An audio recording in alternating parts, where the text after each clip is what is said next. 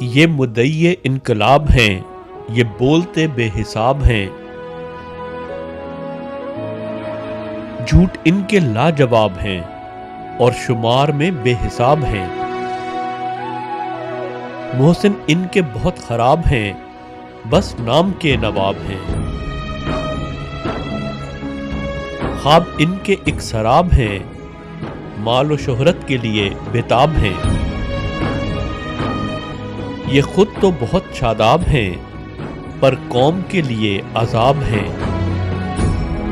ممبر رسول پہ بیٹھ کے جو بولیں جھوٹ، یہ تو اس پائے کے کذاب ہیں۔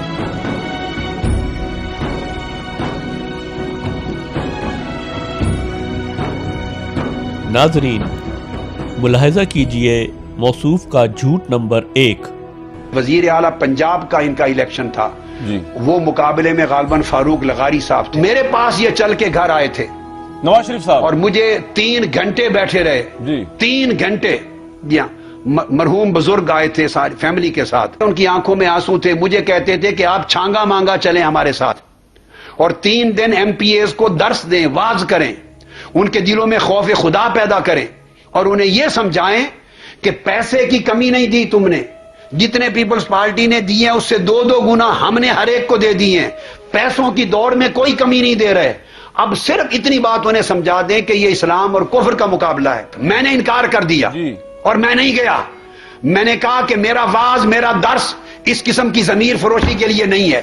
یہی وجہ بنی میرے تعلقات کے ختم ہونے کی۔ میں نے اگلے خطبہ جمعہ میں جب خطاب جمعہ کیا، جس میں محترم میاں شریف صاحب مرحوم بھی تشریف فرما تھے، نواز شریف صاحب بیٹھے ہوئے ہیں، شہباز شریف صاحب بیٹھے ہیں، پورا خاندان بیٹھا ہے، ویڈیو میں نظر آتے ہیں۔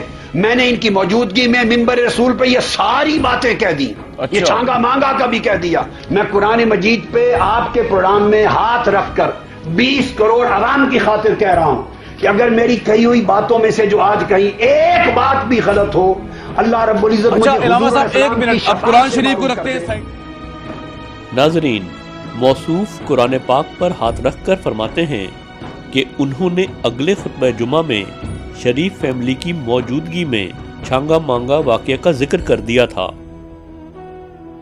قادری صاحب کا یہ 1.5 گھنٹے کا خطبہ اس لنک پر موجود ہے۔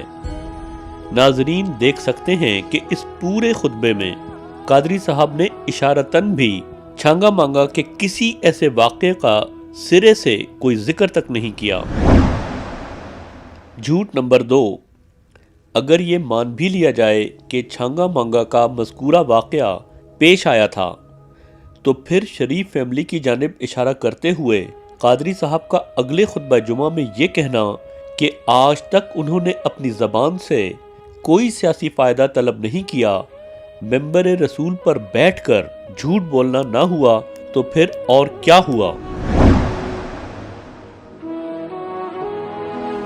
یہ تعلق ہمارا آپس میں ہر قسم کے حرص، لالچ اور مفاد پرستی سے بالا تر چلتا رہا۔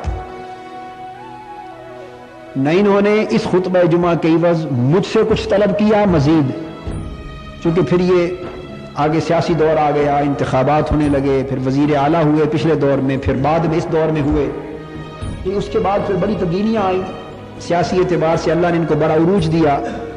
مگر اس پورے دور میں اس تعلق کی بنا پر نہ انہوں نے مجھ سے کوئی سیاسی مفاد کی طلب رکھی اور نہ اپنی زبان سے آج کے دن تک ایسا کوئی مطالبہ مجھ سے کیا، اور نہ اپنی زبان سے آج کے دن تک ایسا کوئی مطالبہ مجھ سے کیا۔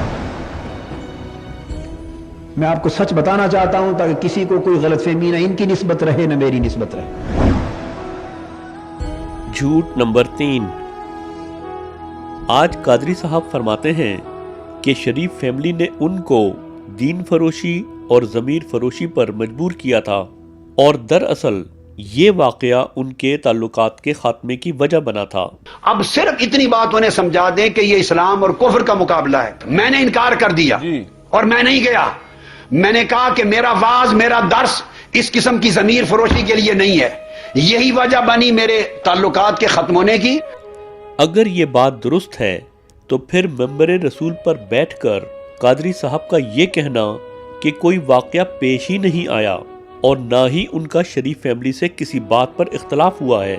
سراسر جھوٹ نہیں تو پھر اور کیا ہے؟ یہ نہ چاہتے ہوئے اعلان کر رہا ہوں کہ یہ خطبہ جمعہ اس مسجد میں آخری خطبہ جمعہ ہے۔ میں اس کا پس منظر آپ کو بیان کرنا چاہتا ہوں۔ یہ فیصلہ کسی جھگڑے کی بنا پر نہیں ہے۔ میں نے عرض کیا کہ غلط فہمی دلوں میں پیدا نہ ہو، کسی اختلاف کی بنا پر نہیں ہے، کوئی واقعہ رونما نہیں ہوا، ہرگز ایسی کوئی ہنگامی بات رونما نہیں ہوئی۔ یہ سلسلہ خطبہ جمعہ کسی جھگڑے یا اختلاف کے نتیجے میں ختم نہیں ہو رہا۔ جھوٹ number 4۔ There is Hanafi school of law, there is Shafi'i school of law, Maliki school of law and Hanbali school of law. There are 4 schools of law. They have different interpretations on certain juristic matters, different interpretations. I personally belong to Hanafi school of law, and majority of Pakistanis belong to Hanafi school of law. That according to Hanafi school of law, whatever the law of blasphemy is not applicable on non-Muslims, is not applicable on Jews and Christians and other non-Muslims, minorities. It is just to be dealt with Muslims. میں سٹینس یہ لے رہا تھا اور یہی قانون بنوایا۔ میرا پوائنٹ آف ویو یہ تھا کہ جو بھی گستاخی رسول کا مرتکب ہو، مسلمان ہو یا غیر مسلم، مرد ہو یا عورت، مسلمان ہو، یہودی ہو، عیسائی ہو، ہندو ہو، کوئی ہو، یا مرد ہو یا عورت ہو، جو گستاخی رسول کا مرتکب ہو اس کی سزا قتل ہے۔ جھوٹ number 5۔ And the way he was formulating the Sharia law, I was totally against it. So you are against the blasphemy law? Number 2, finally, when this law was made, President Ziaul Haq never consulted me. And I was never a part of shaping this law in the parliament made by General Ziaul Haq. First of all, after clarifying the situation, that I was never a part of shaping in the parliament. تو میں اس لیے تعزیز نعمت کے طور پہ بتانا چاہتا ہوں کہ یہ قانون تحفظ حرمت رسالت کا، ناموس رسالت کا 295C، یہ جو قانون بنا اس ملک میں ریکارڈ پر لانا چاہتا ہوں کہ یہ کس کی کوشش سے بنا تھا۔ یہ قانون بنوایا ہی میں نے تھا۔ آئیے ناظرین اب ملاحظہ کیجئے قادری صاحب کا جھوٹ نمبر 6۔ میری انفیت کا عالم تو یہ ہے کہ میں نے تو عالم رویا میں کوئی 15-20 سال کے لگ بھگ کا عرصہ امام اعظم رضی اللہ تعالیٰ عنہ کی شاگردی کی، آپ سے پڑھا ہوں عالم رویا میں۔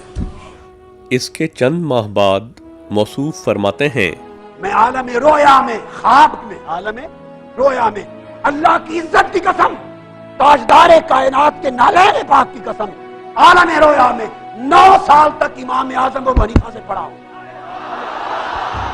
ان کا قلم میں ہوں۔ اگر 15 سے 20 سال والی بات سچ ہے تو 9 سال والی بات جھوٹ ہے کہ نہیں؟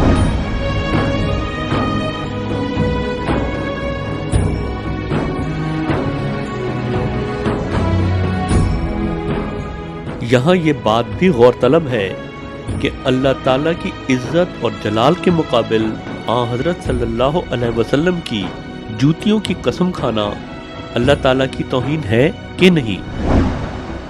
حدیث شریف میں آتا ہے کہ غیر اللہ کی قسم کھانا شرک ہے، تو کیا قادری صاحب شرک کے مرتکب ہوئے کہ نہیں؟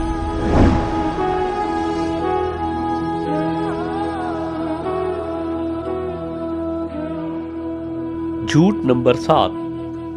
کرامت کا دعویٰ اور اس کے بعد کرامت کا انکار۔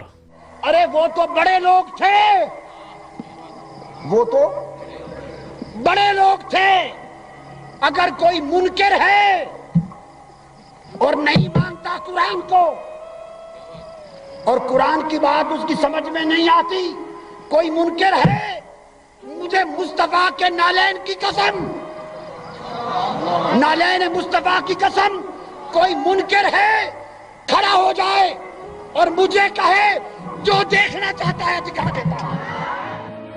نہ ہی کرامت کا دعویٰ کیا. میں تو گنہگار آدمی ہوں, میں نے تو زندگی میں کبھی دعویٰ کرامت کا نہیں کیا, نہ میں صاحب کرامت ہوں. میں تو گنہگار, سیاہکار, ذلیل و خوار, بیکار سا آدمی ہوں. اللہ کی عزت کی قسم, دعویٰ تو دور کی بات ہے, گمان بھی کبھی نہیں آیا.